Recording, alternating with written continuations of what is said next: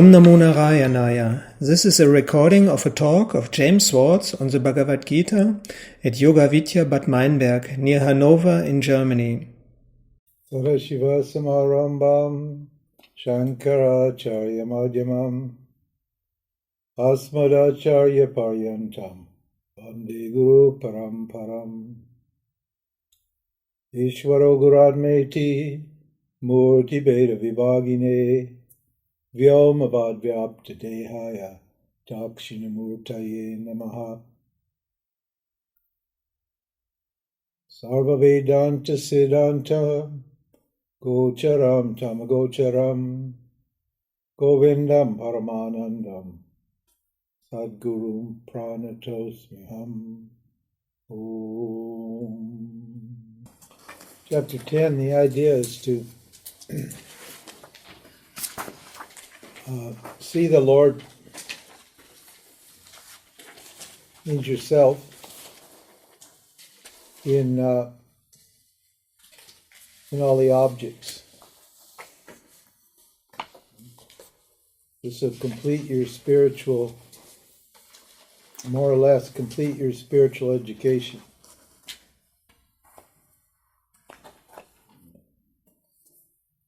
This absolutely necessary step. You can't skip this step. People always want the short, easy, fast trip to enlightenment. But there's no short, fast, sweet, easy trip. You have to go through all the stages. It's really important to know this. You know, you're lazy, you don't want to do the work, so you think, well, I'll just do the last bits. It's like trying to say, well, I want to get a PhD, but I want to be a doctor of philosophy, but I don't want to go to high school and grade school. I think I'll just go to university. I'll just go get my PhD, and then that's it. But how's that going to work? It's not going to work. You have to have a solid foundation before you can understand what E equals MC squared, what it means. You can read some popular book, and then you can say, oh, I know E equals MC squared. E equals MC squared means energy equals mass times the speed of light squared. I know that. Well, yeah, you know that. That's all you know. You have no idea what that means. And you can say, I'm enlightened, I'm the self, over and over and over again like a parrot. I'm the self, I'm the self, I'm the self, I'm the self. And not know what it means at all. You need this training. This whole infrastructure, spiritual infrastructure is there to get you up to speed, prepared to understand this. You cannot emphasize this too much, particularly in this text. That's what this text is about. This text is to qualify you. It tells you where you're going, but it also tells you how to get there. Other texts do not mention karma yoga or upasana yoga. Next, in a week or so, I'm going to do a seminar in Bavaria on Viveka-Chudamani. There's a discussion of the qualifications, but basically there's no discussion of karma yoga at all. It's just a pure method of discrimination. It's unfolded in that work. In Panchadasi, which is the most advanced spiritual text, the most sophisticated and the most comprehensive of all of Vedanta's texts, there's no mention of karma yoga. It's not there. There's no talk about upasana yoga either, meditating on the forms of Ishvara. It's all nididhyasana, shravana, manana, nididhyasana. It's all what? Pure Vedanta. and it just discusses the whole methodology, the whole teaching in absolute detail, but it assumes that you've already done all this. It assumes that you had your karma yoga in place and your mind is pure. And it assumes that you don't have any issues with the world. This whole talk about Ishvara is just about your issues, your problems in life. It's trying to correct your relationship to your environment, to your family, to your friends, to society in general. It's to get your attitude and your relationship to the objective world sorted out, and then it's easy to assimilate the Vedanta knowledge. So it's a definite progression. The Gita is all laid out with that in mind, and all the texts say the same thing. So you can't skip. You can't jump from one and say, "Oh no, I don't. That's uncomfortable. That's too much. I don't like that. I'm not going to do it." Because if you avoid any one of these topics, then no matter how far you progress on this end, you'll have to come back and deal with it eventually. So you might as well just start at the beginning and patiently and consistently, get your whole sadhana sorted out. Have your karma yoga practice. Check your lifestyle. Make sure you're following your swadharma. Make sure you learn how to enjoy your work because you love what you do. Correct all your relationships with the people in your lives, mom and pop, and those people you resent, those people you blame. Be okay with the government. Be okay with all the people who are polluting the environment. Be okay, Be okay with the religious nuts. My friend was just telling me he was standing in line in the kitchen in here in the cafeteria, and a woman told him that she didn't exist. She said, "I don't exist." And he said, "Well, I can see you. You're talking to me. It seems you do exist." She got angry with him. She got angry. The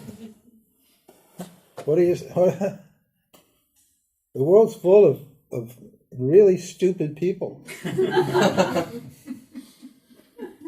mean, seriously stupid.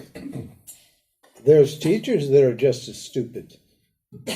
Tony Parsons will stand right in front of you and with a straight face with 100 people, and he'll say, "I don't exist, you don't exist."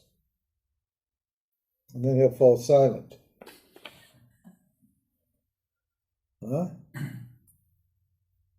You got to be okay with all this. Huh? If you're not okay with it, you're not okay with yourself. That's the point. Huh? The world is never going to be what you want it to be. Everything's following its nature. Everything's the way it's supposed to be. And so you need to get that sorted out. Otherwise, you can study all the Vedanta you want and have all the epiphanies you want, but what? You'll still be uncomfortable in this world. And the whole point of Vedanta is to enjoy the world. That's the whole point. Why? Because the world is nothing but you. We're not doing this for any other reason than to live enjoyable lives, to have pleasure and enjoy your life. And you can't enjoy your life if you have issues with the world. So he's pointing out here that what the world is, and that the world is not your responsibility. Understand? What the world is not your responsibility.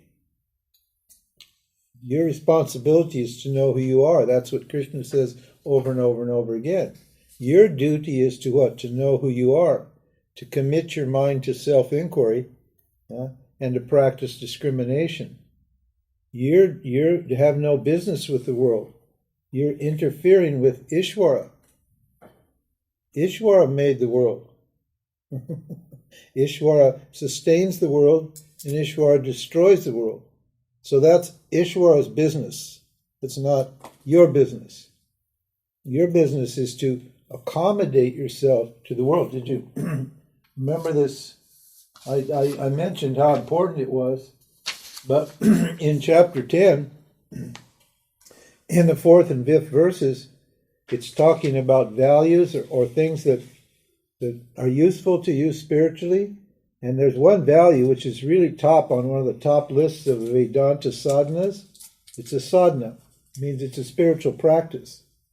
That you should understand the value of this practice, and you should practice it every day.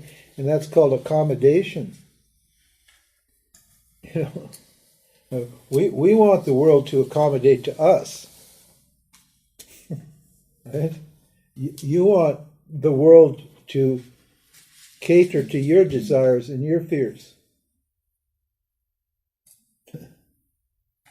But the world, as Ishvara said in here, he said, I don't care what you want. I don't care. This is what I presented to you. This is how the world is. It's full of beauty and it's full of ugliness. I've created that. You have some beauty in you and you have some ugliness in you. And I put that there. That's not your problem. You shouldn't identify with that. You need to accommodate yourself to your body and your mind and your past and your family and your boss and your parents, your children. You have to accommodate yourself to that. Because it's not going to change because you don't like it. Because you want it to be different. And if you haven't made peace with the world, then if world means Ishvara, if you haven't made peace with the world, then you're never going to be peaceful. So he's explaining to you why. He just tells you how the world is created and who creates it and who's the author of the world and who sustains it and who destroys it, and it isn't you. So that means that's not your business. Your business is to what? To accommodate yourself to the world. That's a tough one, isn't it? That's really hard. Because my feeling is that if the world is happy, then I can be happy. I was watching this YouTube video of this guru some years ago. Just a short little clip. And he said, he was a really angry guru. He was so totally angry. It was unbelievable. I would have been embarrassed to let anybody take a picture of me when I was in such a state of anger. But he thought his anger was really cool. In fact, he was appealing to people who really thought the world was a mess. And he said, I'm totally furious and angry, and I will not stop being angry till the world gets straight, and it's my job to straighten the world, to fix the world. That's why I'm angry, because the world's a mess, and I'm here to fix it. Well, good luck. He didn't fix it very well. Actually, the world fixed him. Ishvara fixed him. Oh. Huh? Yeah, brought him down. No, he's not a guru anymore. Lost everything. Lost all his power. Lost all his money, everything. His position, status, everything. Boom, finished. He's messing with the world. He's bossing his devotees around, giving them punishing them for beating their egos down and all this sort of thing. Because, oh, your ego, that's ugly, that's bad. And he thinks that if you're okay, then he'll be okay. I can't be okay till you're okay. So I'm going to make sure you're okay first, and then I can be happy. Totally backwards. I need to see that this is beyond my power. I'm not here to fix it. I'm here to understand it and accept it and see that what? Ishvara created it. Yes, sir. And what about personalities like Gandhi who were opposing to something? Yeah, he was a do-gooder. Gandhi wasn't the happiest guy alive. Huh? Gandhi had a lot of problems. I mean, yeah, he was serving a certain function in the world. He was like an Ishvara instrument, but he wasn't that happy a person. You can tell by his writings and things he said and so forth. And that, if it's his job, if it's your job to do that, if you're that kind of a person, then go ahead. But Gandhi was not enlightened by any manner of means. He was just driven by this need to rectify a situation. And he was he was at the forefront of a lot of people. There were millions of people behind him. So he was like a product of Ishvara, you could say. Or he brought about some kind of, or was the spearhead for some massive amount of change. But can you say India is better off now than it was under the British? I don't know how many upper class Indians I met that said, we were a lot better when the British were ruling us. Huh? What's that? Yeah, I heard it in other countries with the British were. Yeah. Sure. So, anyway, he wasn't going for moksha. So he can change the world if he wants to. We're not trying to change ourselves or the world. We're trying to understand the truth. See? That's a different thing. So insofar as we're in a world and we're functioning, then we need to learn to accommodate it. That's the whole point of that value. Yes? But the question is, how far do you want to accommodate? Let's say you see in front of your eyes cruelty, injustice, so forth and so on. Is it the right thing to accommodate to that and just say Ishvara? Well, no, that's right. Okay, that's a good question. Not without discrimination. Sometimes you have to stand up and fight. That's what Krishna is telling him here. You have to understand why you're doing it. And in this case, the problem was unsolicited. In other words, Arjuna wasn't out there looking to change the world. Ishvara didn't want to go to war. He was forced to by that violation of Dharma, by all of his friends and family saying, you have to fix this situation. So he was accommodating himself to a good principle. There are the do-gooders and the world changers. And it's always and if you do see Dharma violated and you get angry, that's a justifiable anger. You shouldn't feel, if you see somebody, abusing somebody else and you feel angry, that's a very, very normal, healthy reaction. Right? No problem there. But what we're saying is, when you have some sort of incompleteness in yourself, when it's driven not by Dharma, but when it's driven by some sort of psychological weakness or insufficiency. If I'm trying to make myself feel virtuous, in America we have this thing. You probably have it here too. The same I do is people love to make themselves feel good, and you know how they do it? When they ask what they're doing, they say, "Oh, I'm making a difference." It means what? I'm fixing the world. That's meant to be a sign of virtue. They say that to make themselves feel good and to make other people think they're good people. It doesn't matter what they're doing. They just, So it depends upon your motivation. No, you're right. There are certain things that need to be confronted. And that is a proper accommodation to strike back at the right time. In other words, the world is asking for a certain response here. Duryodhana is asking for a response, isn't he?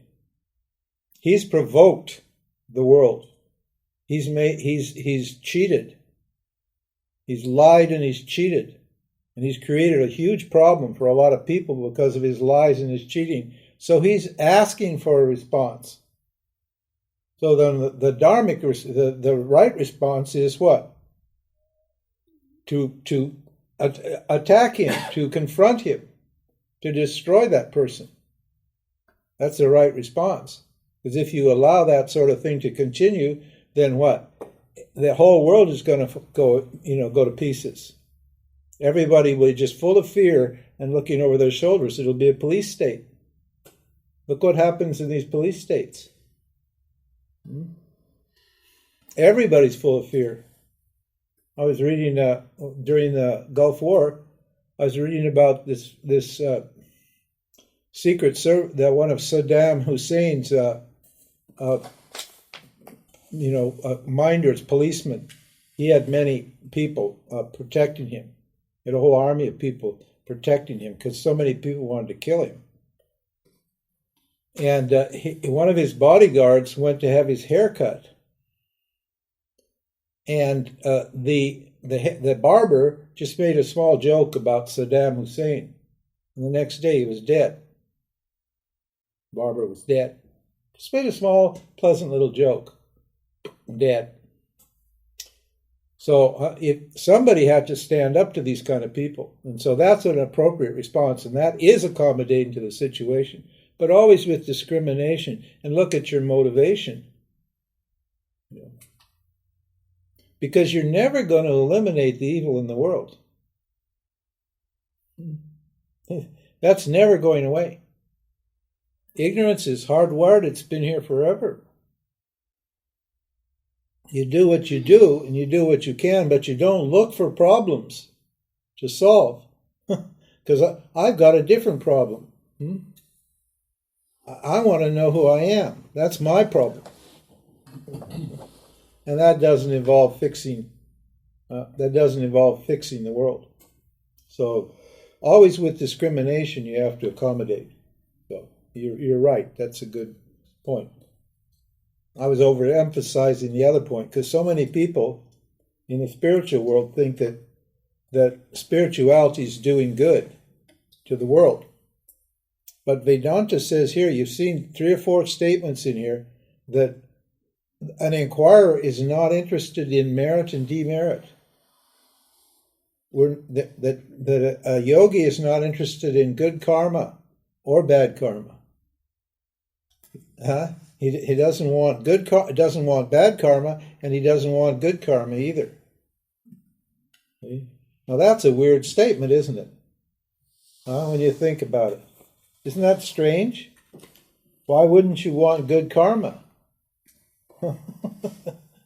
Because you want to go beyond karma and dharma.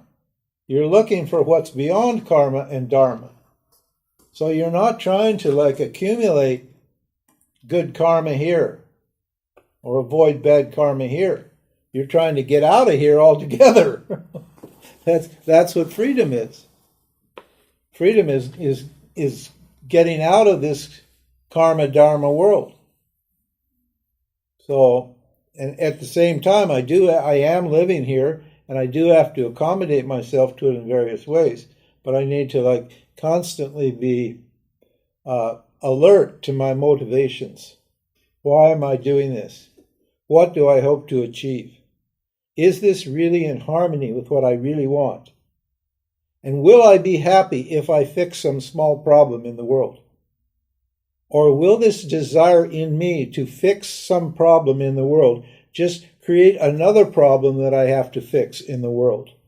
And isn't that desire to fix the world really a desire to fix me? Don't I really want the world to be different because it will make me different? And then why do I want to be different from what I am? Can I be different from what I am? Who made me? Who am I? Right? So all your thinking should go like this, not be fixated on what? Changing the subject or the object, but in understanding. That's what we're saying. And when you understand clearly, right, what the self is, what the world is, what the relationship between the self and the world is, then what? Those doubts or those problems go away. And then it's clear. Then everything's clear. Clear knowledge is just clear seeing. And there's no problems anymore with the world or with yourself. You have infinite love for yourself and you have infinite love for the world because it's the same. That's what non-duality means. But we have to understand why, and so that's why we have the teaching. So now in this chapter, in chapter 11, the Gita is going to present the idea that the ugliness in the world is also Ishvara. And to what? To not accept the ugliness, what means that your vision of non-duality is not complete. We're not saying you have to like it or dislike it. We're going to say that you have to understand how it is and why the world can't be different from what it is. If the world could be different and was supposed to be different, it would be different. But it can't be different. That's why it's the way it is. Because it can't be any other way. Understand? Evil and good are always there. Good is defined by evil, isn't it? And evil is defined by good, isn't it? Neither one of those principles are independent of the other. Just like desire and fear. Good and evil are what? Duality, dvandvas, dualities occurring in this Dharma field. They're moral dualities. Fear and desire. Psychological issues. A fear, what? What is a fear? What's the relationship between a fear and a desire? A desire is a negative fear, and a fear is a positive. A desire is a positive fear, and a fear is a negative desire, isn't it? Because wherever you have a desire, you have a fear, don't you? If you want something, you're afraid what? That you aren't going to get it. And when you get it, you what? You're afraid that you're going to lose it. It's so bad, isn't it? Now, and good depends upon evil, and evil depends upon good. Where's the line? Some evil actions have very good consequences, and some very good actions have very bad consequences. One of the symbols I like that addresses this issue is the yin and the yang. It looks, if you just look at it superficially, it looks like there's a white yang and a black yin. So you think, well, the world is like what? It's either light and dark. It's good and evil. It's up and down. It's right and left. It's in and out. It's duality. That's what it looks like. But in that white yang, there's a little black dot, isn't there? And in that black yin, there's a little white dot, isn't there? Now what does that mean? That means the white yin is going to, that little black dot in the white yin is going to expand, and the white is going to disappear into what? Into a little dot, and the white's going to become black, and the black's going to become a little dot. And the reverse is going to happen on the other side. Means what? They're both the same, looking at the same. What comes first, the chicken or the egg? At what point is a thing good and at what point is a thing evil? Where do you draw the line? So what he's saying here, what Krishna is saying here in this vision is that everything serves me, serves the self. The good serves the self and the evil serves the self. So when something bad happens, look for the upside. When something good happens, look for the downside. There's no way you're going to get all upside or all downside here. It's not going to happen. Never did happen. It can't, because the whole Dharma field is set up in this way. So if I can't be comfortable with the dark side of myself, I've got a problem. If I only have to live in the light and think of myself as only a pure spirit being, and I have to what? Suppress all of that negative part of myself, I'm going to be a very conflicted person. Like Andrew Cohen, that guru. He thought he was the white knight in shining armor. He thought he was just a big mass of light. He was all focused on how righteous and pure and holy and good he was. And there was this dark side operating all the time that he was just ignoring. Dark side injuring people, injuring himself, but he couldn't even see himself because he was so fascinated with his holiness and his goodness and his enlightenment. And on the other side is this dark side continually pumping out all this anger and aggression and violence on these people.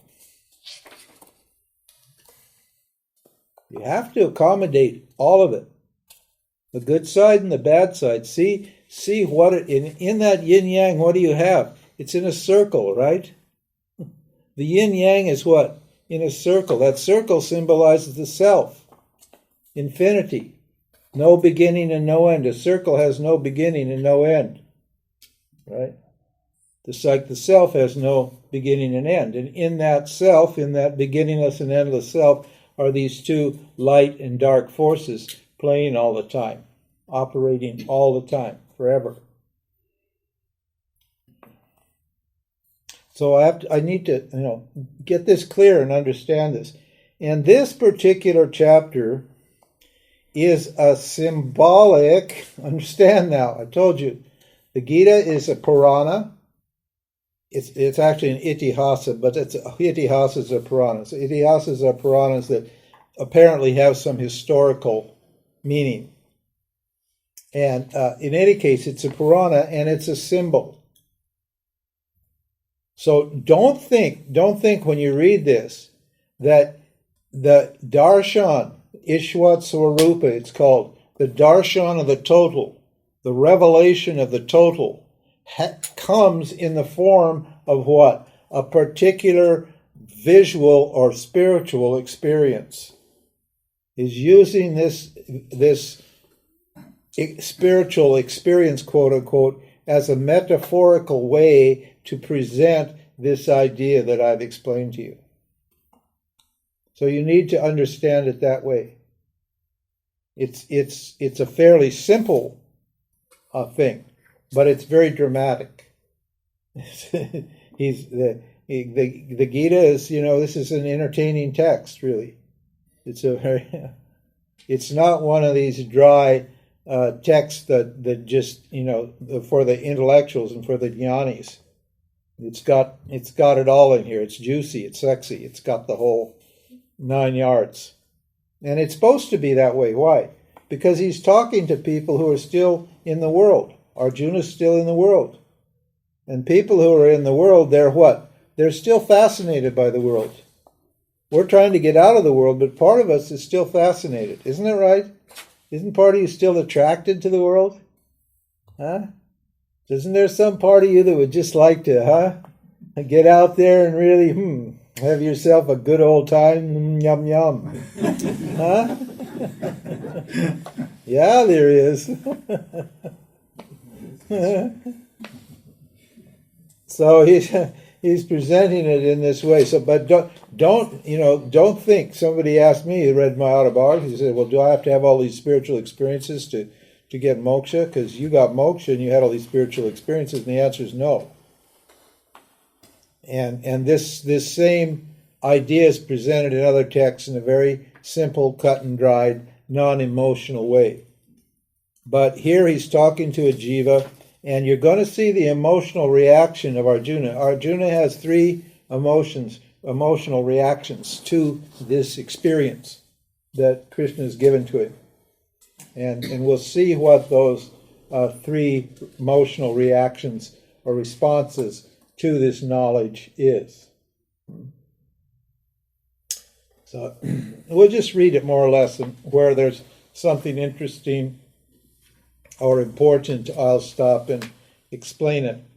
But it's fairly straightforward, and it's actually pretty funny. There's a really good sense of humor here, which is what I really like about Ishvara and Vedanta. There's always a good sense of humor operating. Because these jnanis, these people who know the truth, they're funny people. They really are. They're really cool people. All of them. Every jnani I met always had a good sense of humor. So Vedavyasa is making it. You'll see the way he's written it here. It's quite entertaining, actually. So this is the vision of the cosmic form. Don't get excited. Don't think, oh my God, if I haven't had this experience, then I'm nobody.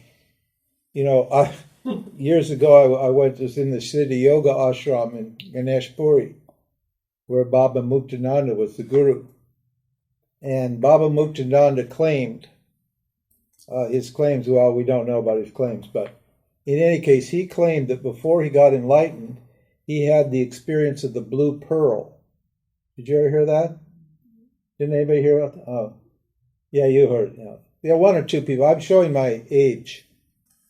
That was the old days. Muktananda, a lot of people haven't heard of Siddha Yoga, they haven't heard. Because that was my generation. What is the blue pearl? Okay, what is the blue pearl?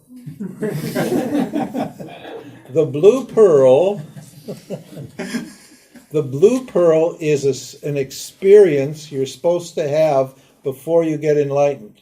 If you don't have this blue pearl experience, then you won't get enlightened. That's what he said. Because he claims that before he got enlightened, he had the blue pearl experience. So he was telling everybody that you need to have the blue pearl experience to get enlightened. Now, I don't know I've had plenty of spiritual experiences. I never had the blue pearl.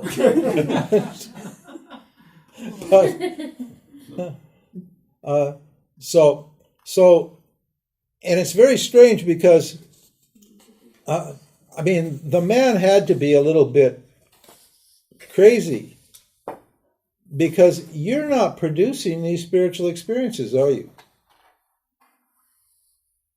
Huh? If you were the one who was producing the spiritual experiences, you'd produce them and you'd have the blue pearl experience, wouldn't you? Ishvara presents certain experiences to you at a certain time to what? To lead you on, to give you an idea, to give you faith, to do something. There's some reason for these things. And Ishvara produces those spiritual experiences. If you're not meant to get them, if your guru had that experience and you're not meant to get it, you're just going to be frustrated wanting that experience, because you're never going to get it. But he made it sound like it was mandatory that anybody that got enlightened had to have the blue pearl. So there were all these people in the ashram trying to get the experience of the blue pearl. And that's all they talked about. And there were the fakers. Because they wanted to get status in the ashram. So they would say, oh, and then they describe a long thing, then I saw the blue pearl. And then other people would get jealous of them and envious of them and start talking about them, which is what they wanted. They wanted everybody to think they were like more spiritually evolved because they'd seen the blue pearl. They'd had this... What? Yeah, it's something you experience. There are three dimensions of reality. There's the paramartika dimension. That's called pure awareness. That's called pure consciousness. You only see awareness there. You don't see awareness, you are awareness. And since you are awareness, there's just awareness. There's no experiences there. They call that nirvikalpa samadhi or nirvana. There's just pure light, awareness, consciousness. That's called paramartika satyam. Then there's vyavaharika satyam. That's the empirical reality. That's Ishvara. That's the sun, the moon, the stars, air, fire, water, earth, the what? The 8 principles we saw in chapter 8. He said, these are the 8 principles of my lower nature. Those are material principles that are operating here. He just defined those 8 principles. Those are always true. Those are truths. They're called tattvas. They're truths. They're always operating. They're eternal principles. And you can count on those things. They're called tattvas. And everybody agrees on those. Like, does anybody say that the light is not shining in this room? Maybe that girl in the line who doesn't exist will say the light doesn't exist. but everybody agrees that the light is shining in this room, don't they? Does anybody not? Good. Everybody's okay here. So I'm going to have to ask you to leave if you don't. Because then you won't be hearing what I'm saying either. Because what I'm saying is vyavaharika. There are words, you're hearing those words. Yeah. There's something happening here. It's called the transactional reality. Here there's no transactions, because there's nothing other than awareness, so you can't transact, you can't communicate, you can't experience here. In the Vyavaharika Satyam, what is there? There's objects, and they behave impersonally and scientifically because they're what? Controlled and regulated and governed by Ishvara. Called objective or scientific reality. So that's Vyavaharika, or empirical, transactional, scientific reality. And then in the middle, between Paramartika Satyam and Vyavaharika Satyam, there's a dimension called Pratibhasika Satyam. And that's the subjective reality. That's your own mind. And that mind interprets things. It's the dream, you could call it the dream state. You call it the dream state. It interprets. And in that reality, a particular kind of mind can generate experiences that are as real to that mind when it's in that state as the empirical reality is here. A person who's in that state, whatever they see is absolutely real for them, just as if, in a dream. When you're in a dream, don't you take it to be real? You don't know it's a dream until you wake up, do you? When you're in it, you take it to be real. Well, in this waking state is a dream state. That's called Pratibhasika Satyam. And if your mind is in that state, whatever happens in that state, you think it's real, even if your eyes are open and even if nobody else sees it. all the people in Vyavaharika won't see it. But you'll see it, and it will be real to you. And if you tell them that you see it, they'll say, "What have you been smoking?"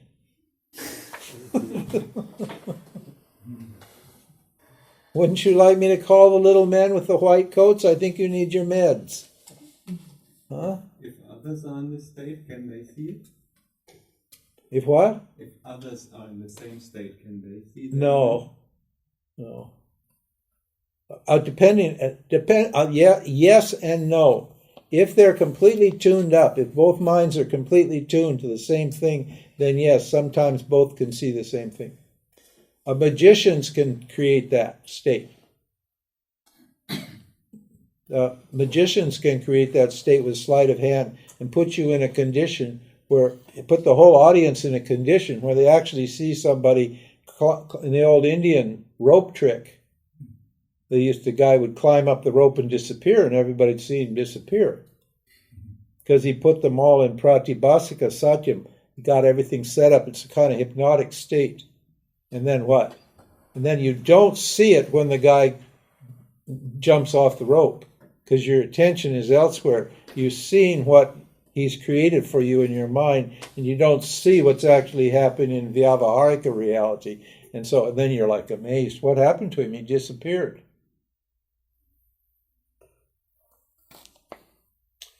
So this blue pearl is in that, all your spiritual experiences are in that dimension.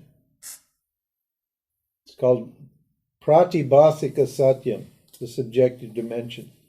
And those experiences are not generated by you, they're generated by Ishvara.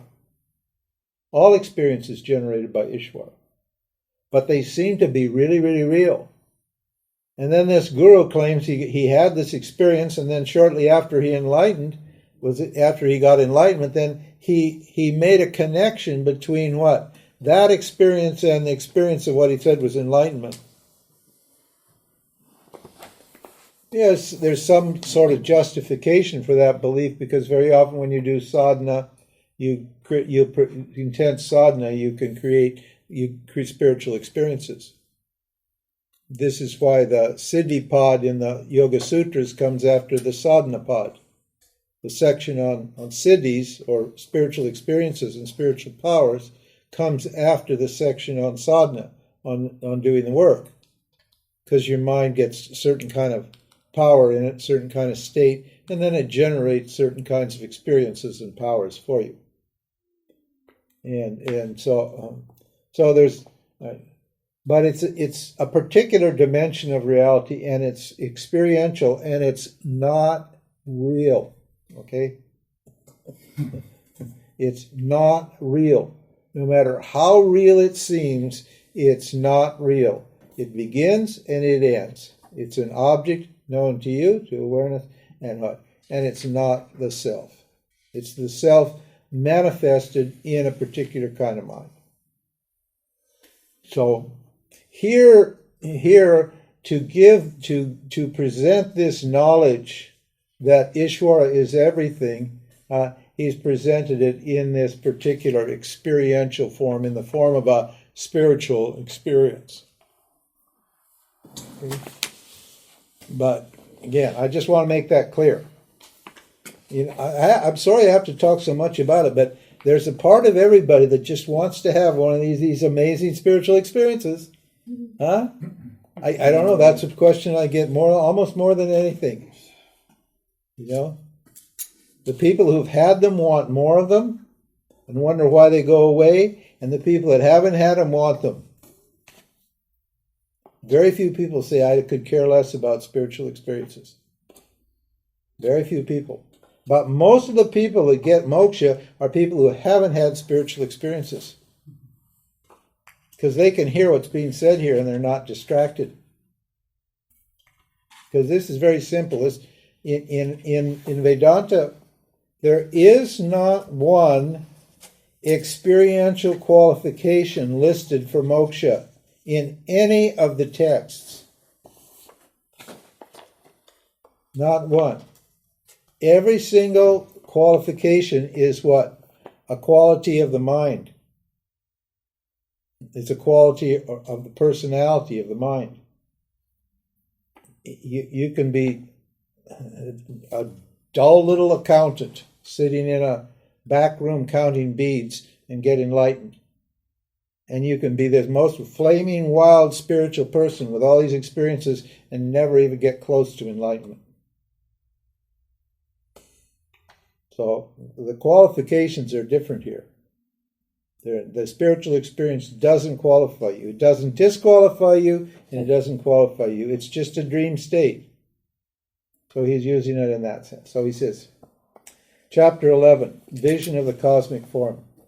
Arjuna said, "Your compassionate words concerning the nature of the Supreme Self have dispelled my delusion, O my Lord." Well, sort of. "You have described in detail the creation and dissolution of things and your eternal majesty. I am certain you've described yourself correctly, but..." You know when they say that? When they always say something nice and then they say, "but"? That's not true. Yeah, it's not true. He's not, huh? "I'm certain that you've described yourself correctly, but" means I don't believe it. I want more. Yes, but. Yes, but is the biggest. Oh my God, there's a little monster in everybody. Yeah, but, yeah, but, yeah, but. Constantly. "But now I would like to see your divine form as the Lord of all things and beings. If it's possible to reveal your imperishable self, please do so now." Krishna replied, "Since it's impossible for you to see with ordinary eyes," these two eyes here, "I will now give you an extraordinary eye, one that will allow you to see all my glory." This is the divine eye, or the third eye. And you know what the third eye is? Scripture. That's the eye that gives you the vision of non-duality. That's what the meaning of jnana. It's called jnana chakshu. It's the eye of knowledge, and it means the scripture. This is the eyes for consciousness. Understand? It's not some mystical thing. Believe me. Some of you ever heard of Lobsang Rampa? Huh? Yeah. You heard of Lobsang Rampa, yeah. Yeah, the third eye. Third eye guy. Lobsang Rampa was an English seaman, merchant seaman, who traveled widely in the Orient. He was English. And so he went to India, Tibet, Nepal, all these places. And he had an amazing imagination, and he wrote these books, spiritual books. He became a multimillionaire. He was just a normal guy who was a seaman on boats, going back and forth from England to India. And he journeyed to Nepal and Tibet and various places. And he wrote these books. He became a multimillionaire in the 40s and 50s from writing those books. And in one of those, he talked the Shangri-La. You've heard of Shangri-La? Yeah, all this stuff. He invented this mythical place where, people believed it was actually there because, it was before jet travel and all that sort of thing. So they actually thought there was this place in Tibet, where everybody was like floating around in the air and it was all flowers and all this shit. He created this huge fantasy for people, spiritual fantasy, and they loved it. And in one of them, he said that if you want to know who you are, you need to have your third eye opened. And your third eye is here, but it's under your skin. And you can't just open it. So you have to go to Tibet and you have to get an operation. And then the third eye comes out, and then you get to see non-dual reality, something like that. People believed it. Huh? Thousands and thousands, hundreds of thousands of people. He got extremely rich writing this rubbish. Huh? There are actually people who drill a hole in their forehead. Yeah. Yeah. I don't doubt it. Really. Huh? Yeah, no, There's a guy who had an accident, and by accident he has a hole like a $1 coin here on his forehead, and you can see it because the skin is it's not really open, but there is no bone underneath it. Yeah. And he travels around and tells about how his life has changed since this operation, how cool it is now. Yeah. There was a bunch of group in Birch, California who went for lobotomies. They had their part of their brain taken out. So the part that makes you worry. Because they said we're living on the edge now. This is real spirituality. We're not going to worry about the future and all that sort of thing. They went to Mexico. It was cheap and had these lobotomies and had part of their brain taken out. And they were like zombies. The whole group of them. They all lived together and they were very famous at one time. They were going to create the spiritual vision,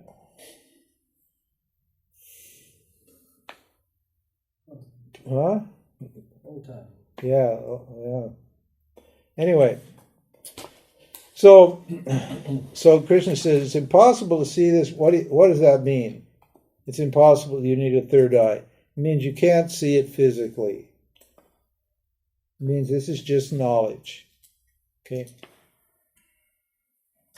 The one whose grace destroys all sorrow showed his transcendent form as the sovereign Lord of everything, and said, "Behold, hundreds and thousands of my various divine forms in many shapes and colors.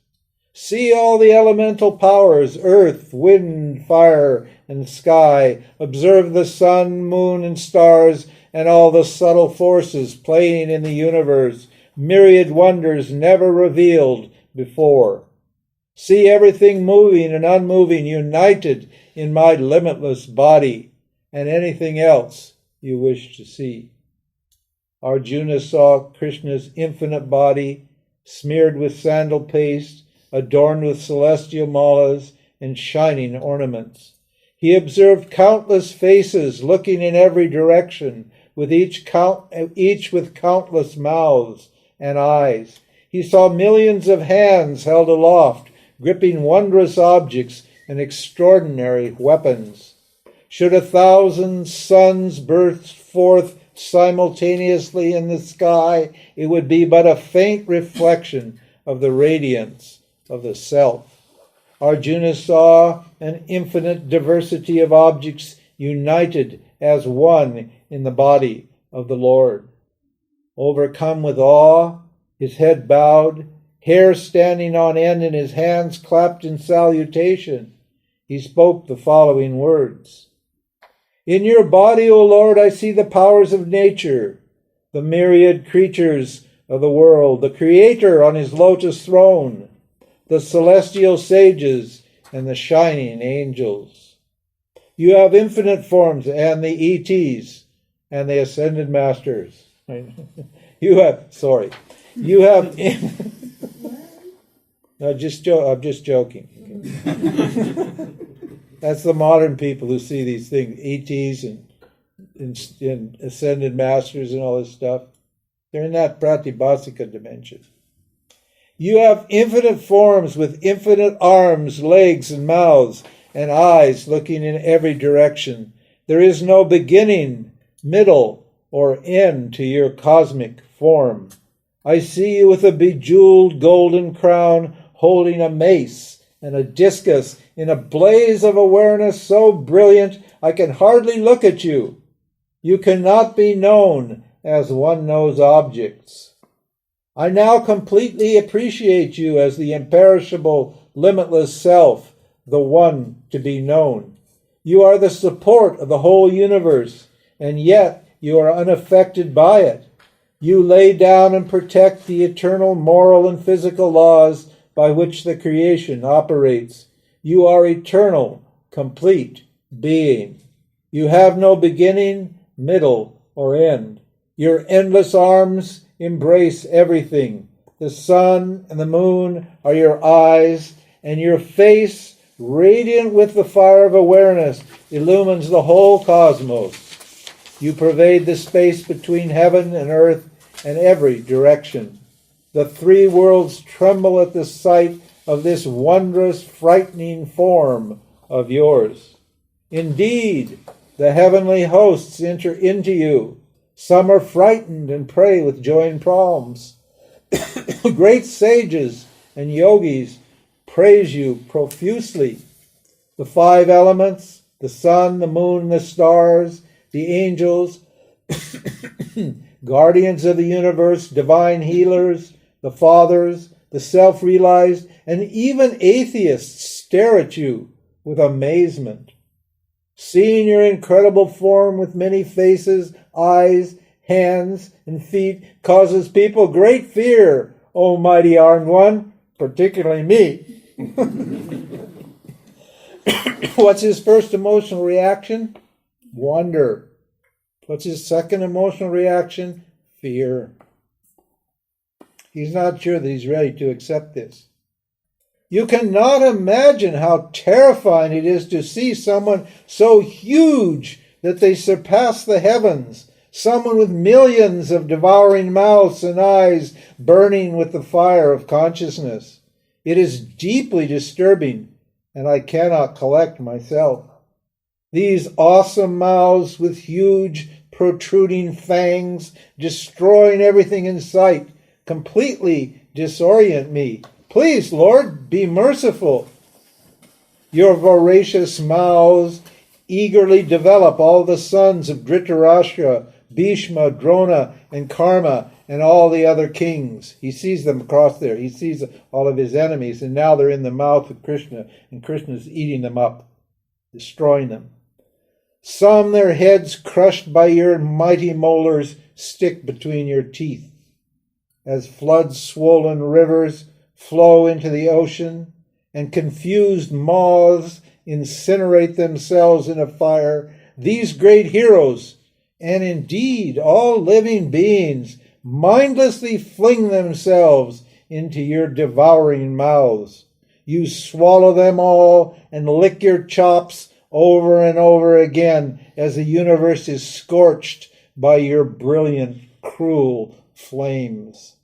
Salutations to you, O exalted among the gods. Please tell me who wears this terrible form. Be gracious and remove this vision. I do not understand why you gave me this experience. He just asked for it. The guy just asked for it. Krishna gives it to him, and now he's complaining. Why did you give me this?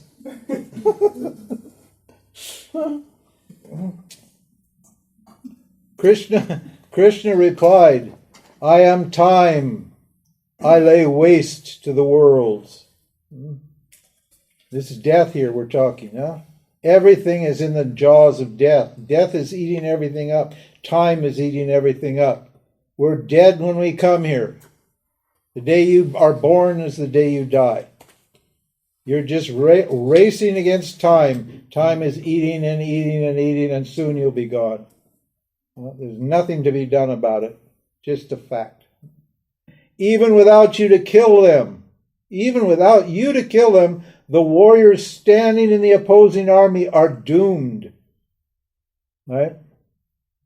He does, never mind. He says, if you don't kill them, they're still doomed.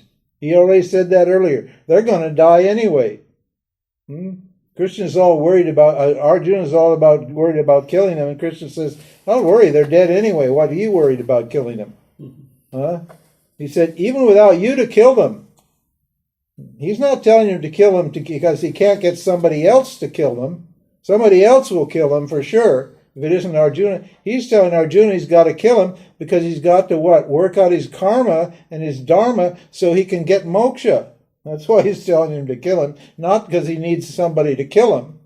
Because he'll just Ishvara will just find somebody else to rectify the adharma that's operating in the world. So, he doesn't care. Therefore, stand and conquer, destroy your enemies, and enjoy a prosperous kingdom. Destroy your enemies means your bad thoughts, okay? Destroy your negative thoughts of self-limitation, is what he's saying here. Huh?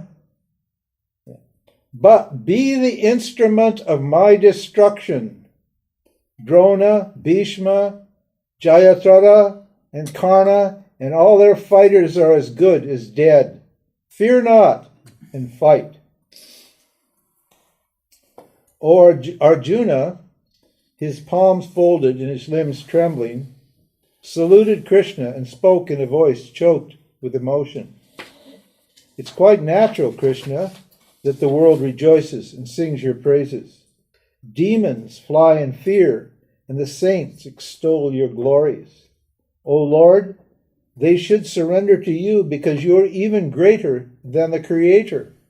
He's talking about Ishvara 1 here, not Ishvara 2. Creator's Ishvara 2. You are the God of gods, the one in whom the worlds exist, beyond cause and effect. Before creation you were here, and now you fill it with being. Everything resolves in you. You are the knower and what is to be known, and the ultimate abode. Your forms are endless. You are the Lord of the winds, the Lord of death, the Lord of fire, the Lord of water, and the presiding deity of the moon. You are the Creator and the uncreated Creator of the Creator. Honor and glory to you 1,000 times, salutations 1,000 times. I bow in front of you, I bow in back of you, and on all sides. You have infinite, all-pervading power. You are everything.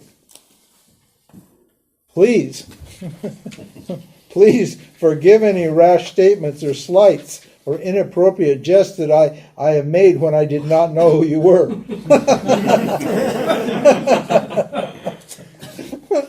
He's afraid Krishna's going to turn his wrath on Arjuna. I'm going to destroy him. Sorry, because Arjuna made some little statements here and there throughout the Gita, kind of digs at Krishna. They're subtle things that you wouldn't get just from reading this.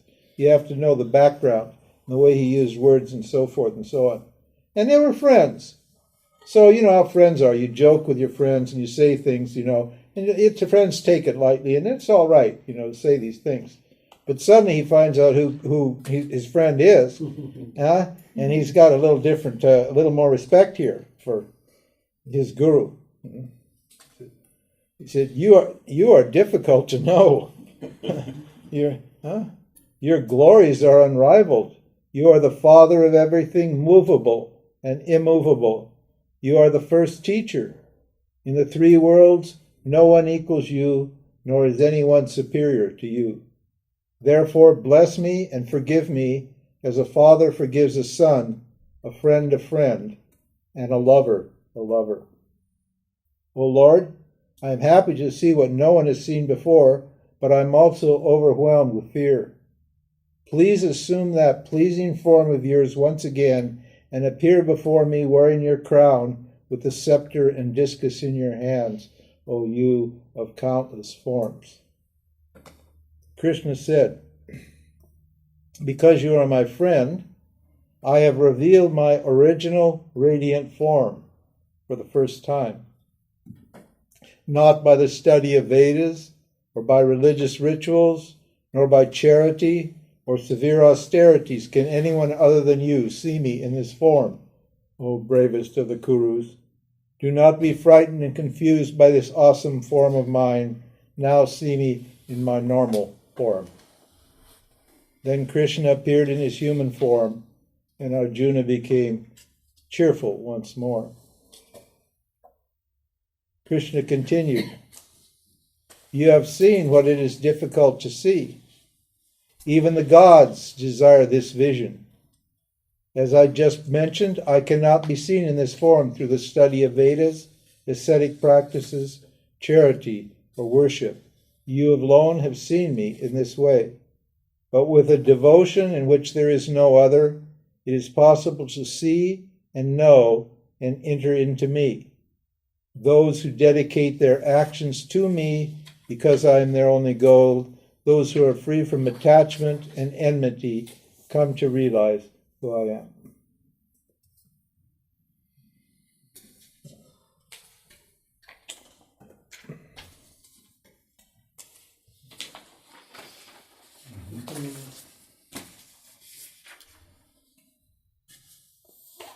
You know, death is part of life. Death is change. Death is time. It's part of life. You can't fight it. There's no fighting it. You have to accept your mortality. Stop trying to escape it. You know, and it's so hard to accept that, isn't it? Because we love life. And you're going to have to let go of your life one day. It's just a fact. So somehow you need to become comfortable with it. With death. Death means change. Every minute some part of you is dying. Every second something's dying, something's disappearing. And one day you're going to lose your life. So, understand it, accept it, see the truth in it, see how natural it is and how inevitable it is, and be happy with it. Arjuna can't be happy with it. He doesn't want to accept this. See? He's saying, take this away. Don't tell me about this. I don't want to hear this. I don't want to see my friends dead. I don't want to see my guru dead. I don't want to see my wife and kids dead. I don't want to see that. All that. I'm attached. I need these things, please. And everything you value is going to be taken away. And there's no point in having any false value with any of that. See the value in yourself.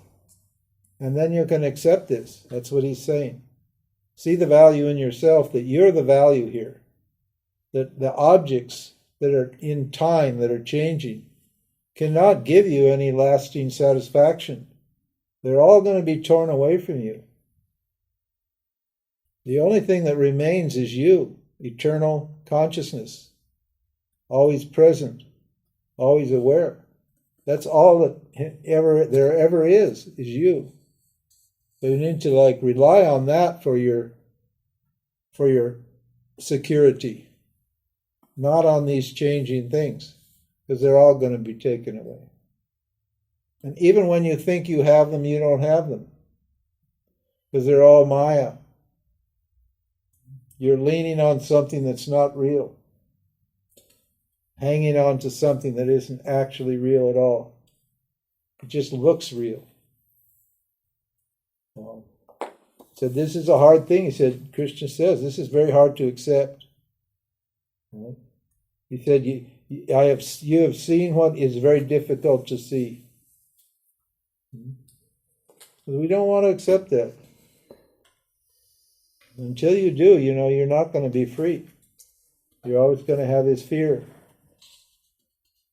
And there's no, as Krishna said at the very first, in the second chapter, he said, the wise grieve neither for the dead nor for the living. There's no cause for grief for the dead or for the... That's all there is. Reality is only dead things and living things. Matter and spirit. And there's no cause for getting upset about any of it.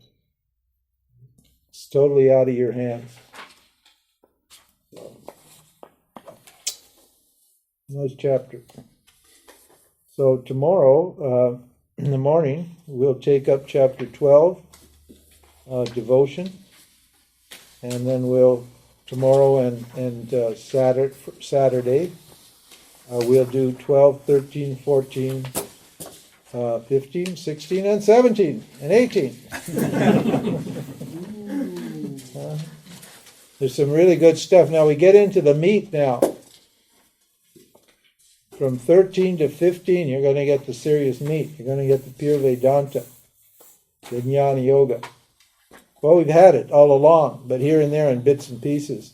Now that Arjuna's had the cosmic vision, seen the glories of the Lord, done his upasana, his meditations on the forms, and done his karma yoga, now he's ready to get teaching. So then you're going to get the Jnana Yoga here in the end.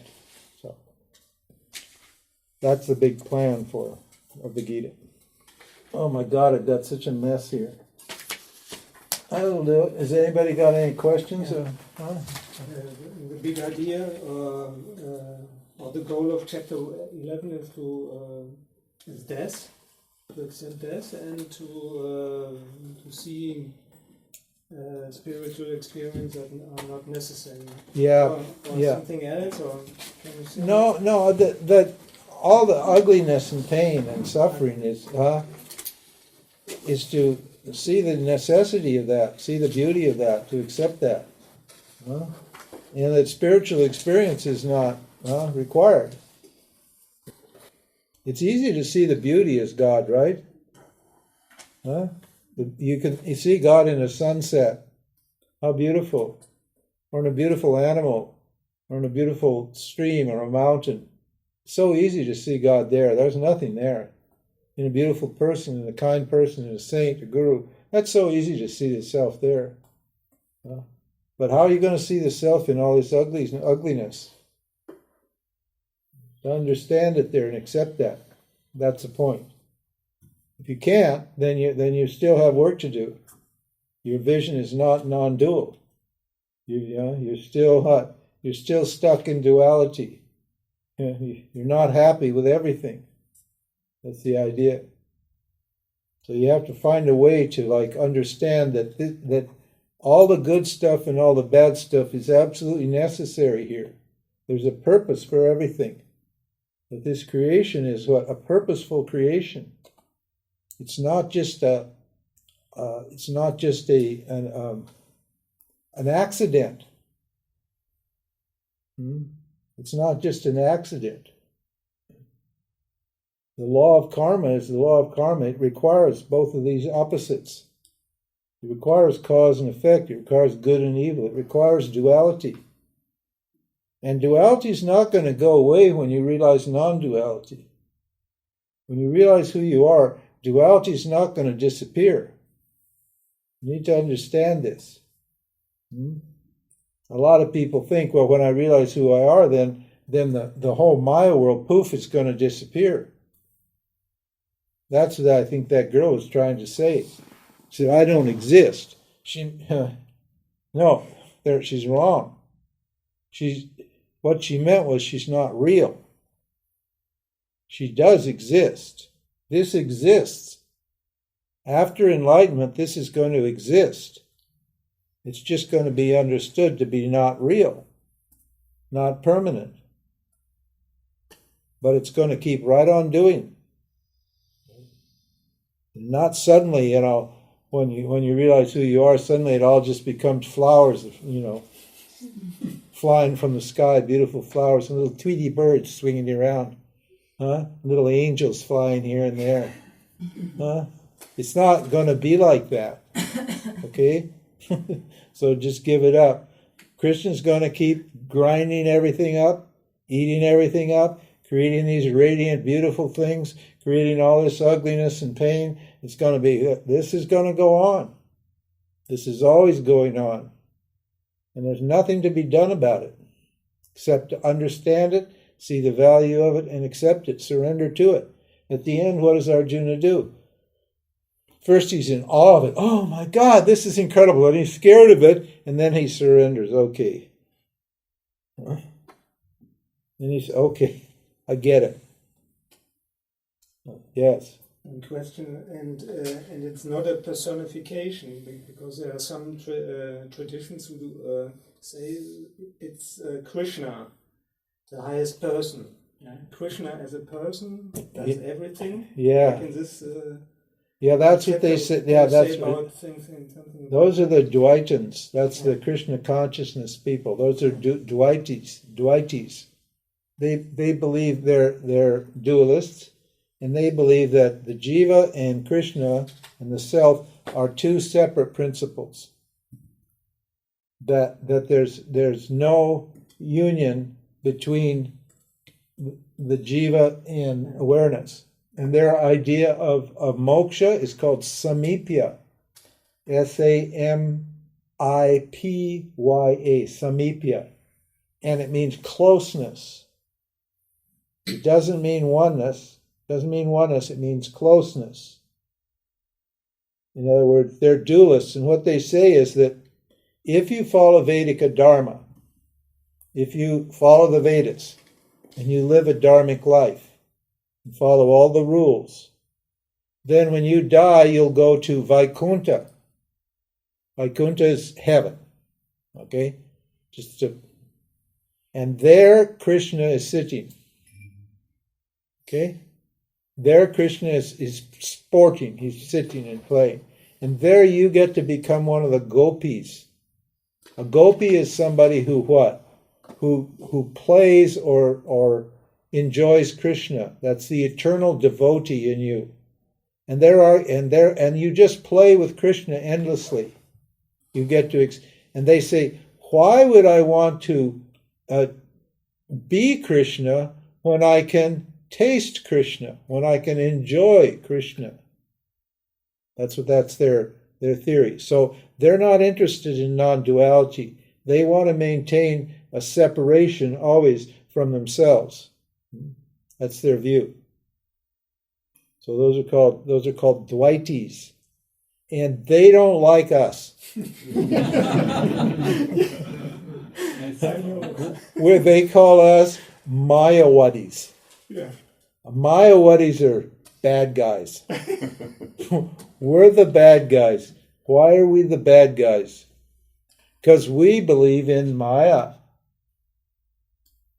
Which means what? Our idea is what? There's no separation between Jiva and Ishvara, between Krishna and the devotee.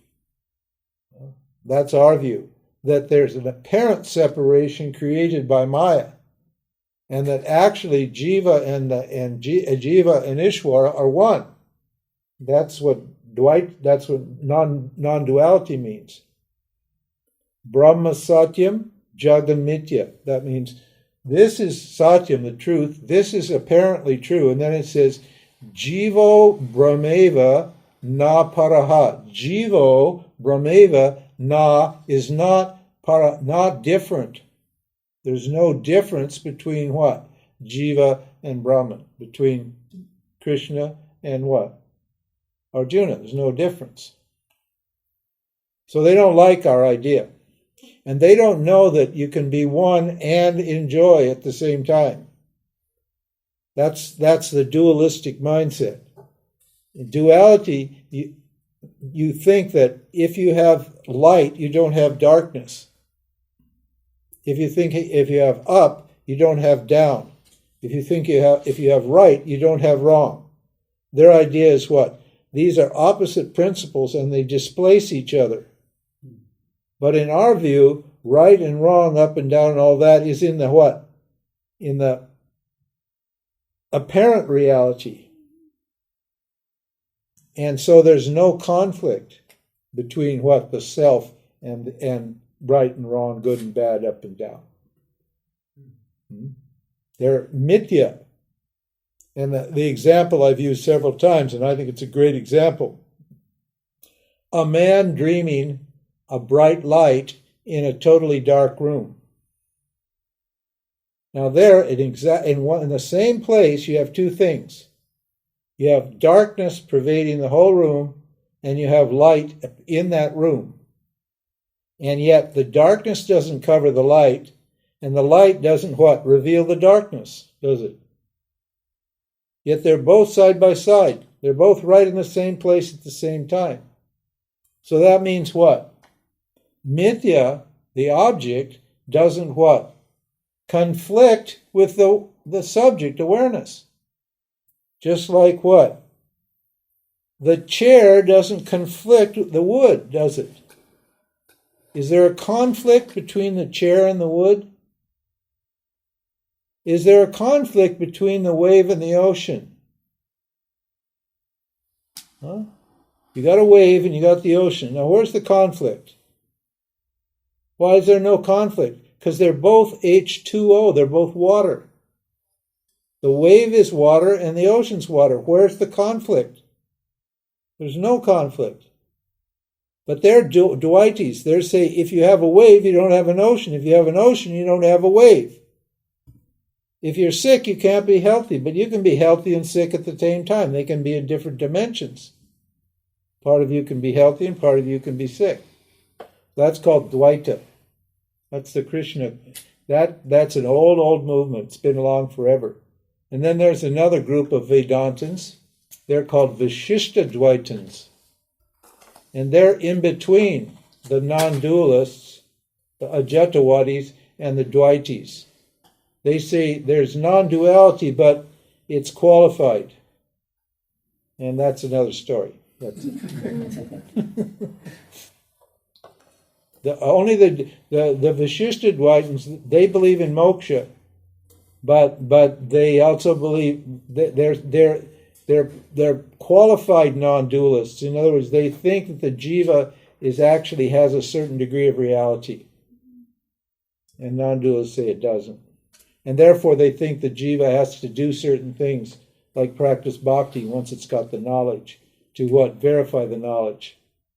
They say there is moksha, and there is moksha for the jiva, but the jiva has to do certain things once it's received the knowledge.